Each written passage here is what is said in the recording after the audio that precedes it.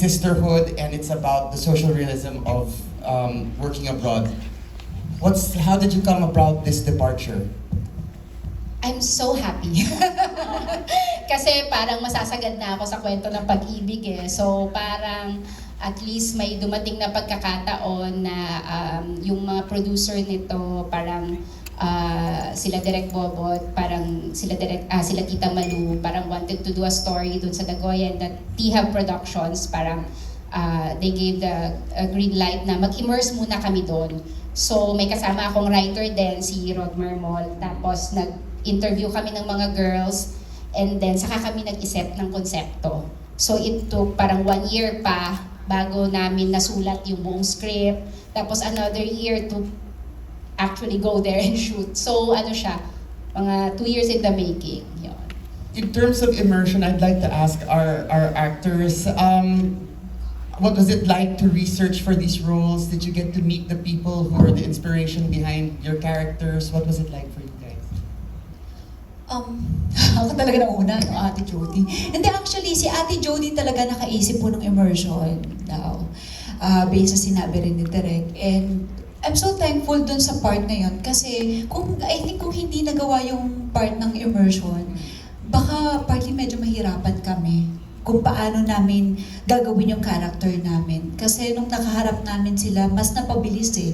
Nagkaroon kami ng time na makausap sila about their life, ano yung experience na nararamdaman nila doon, yung mga simula nila. So, ginamit namin yung mga kwento nila para magawa namin yung trabaho namin ng maayos.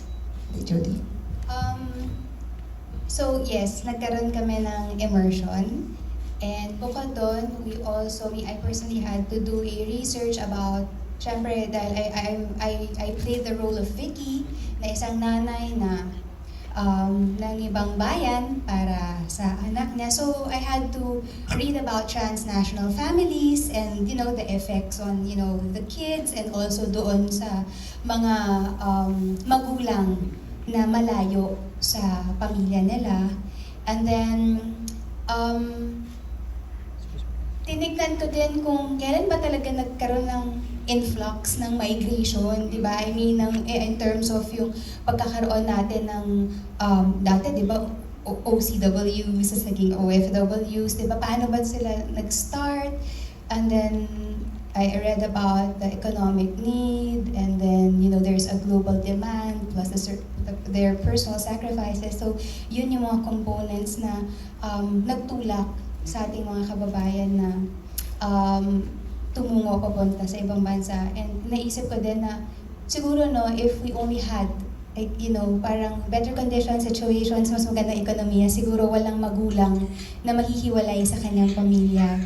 And to answer your question na if we met yes, oo. So yung mga characters na plinay namin, based sila sa storya ng mga totoong tao, and kasama namin sila all throughout the shoot. So that way, number one, guided din kami, and each and every time we would also consult with them just to, pakita namin na hinahandle namin with so much care yung kanilang mga storya.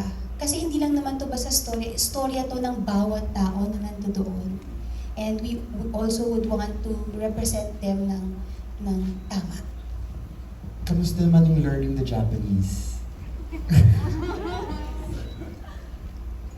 Alam mo, sa totoo lang, nang na-retain na lang sa memory ko yung mga basic. Yung "Arashaimase!" The rest, as in nakalimutan ko na siya. Parang, I feel like, mamememorize mo siya that day, pag tapos na yung purpose niya, parang napupunta na siya automatic sa recycle bin ng brain ko. So, yun. Opo, mahirap po. Siguro yun lang masasabi ko kasi nakwento ko na rin po ito sa iba na nagkaroon kami ng parang 1 month na inaral namin talaga yung language. Nag-Nihongo rin kami. So, meron ng translation ng ng script. Nung dumating kami sa Japan, nabago po lahat yun. So lahat, we only have 3 days para makapag-prepare para dun sa mga Nihongo namin ng mga eksena. So yung lahat po na yon parang kung gano'n po kami katagal doon lang po namin na-prepare. Kung kailan lang kami may break. Yun lang Kasi po yung ganun. unang translation parang masyadong formal. Ang nag-translate kasi is taga rito na marunong mag-Japanese. So nung in-apply na yun sa context, so yung mga Filipino din doon na nagsasalita ng Nihongo, and even the theater actors na Japanese actors namin, were like saying na parang, bakit ganito yung translation?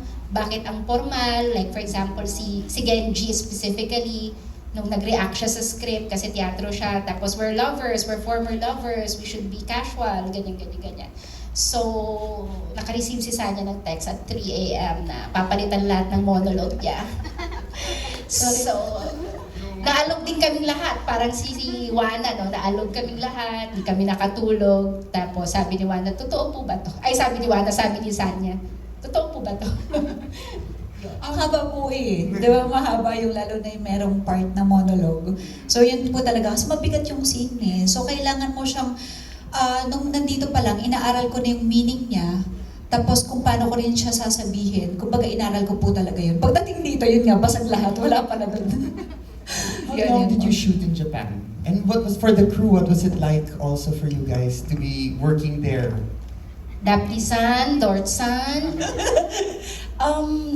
I think 2 months kami nandun kasi yung first namin was for Ocular. And then the second one is 1 month kami, entire month of April. Happy anniversary, guys. Happy anniversary. Yes. Around this time yun. Around this time yun, nasa Japan kami. For 1 month kami nandun. Pero nag-shoot kami for 12? 13 Ah, days 13 tayo. days. Ang 13 day shooting day, and then 1 day lang yung Pilipinas na puro cellphone. Yes. Tapos 13 days, syempre may in between yun na ano, plus 3 days of immersion, 3 nights of immersion for the girls.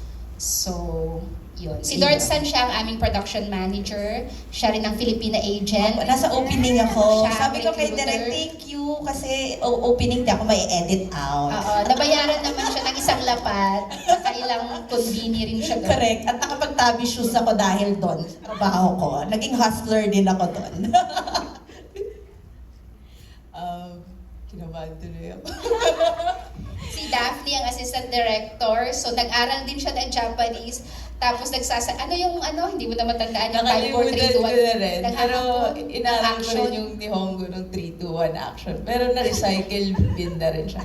Pero kami ni Ian, yung script con, nag-ano din kami, nag-immerse din kami. Para alam namin yung blocking, kung anong ginagawa ng ibang girls, para ma-explainan. Pero yung mga totoo talaga na nagtatrabaho sa Omise, mas nakatulong pa sila sa amin kung ano talaga yung gagawin.